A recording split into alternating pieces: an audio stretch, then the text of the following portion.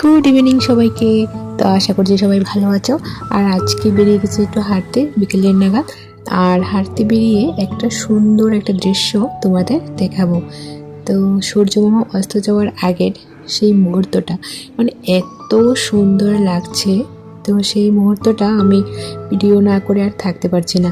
তো এই যে এখন তো চারিপাশটা শুধু একদম সবুজে ঘেরা। কিছুদিন আগেও এখানে বরফ ছিল, তো যাই হোক এখন ঠিকঠাক হয়েছে। আর এই যে দেখো কত সুন্দর। আর এই যে গাছে ফুল ছিল সব ঝরে গেছে এখন, কিছুদিন আগে ওই গাছটায় ফুল ছিল। আর এই যে সূর্যমামা অস্ত যাওয়ার আগের যে দৃশ্যটা মানে এত সুন্দর লাগছে। আমি এখানেই দাঁড়িয়ে পড়েছি, দাঁড়িয়ে দাঁড়িয়ে ভিডিওটা করছিলাম।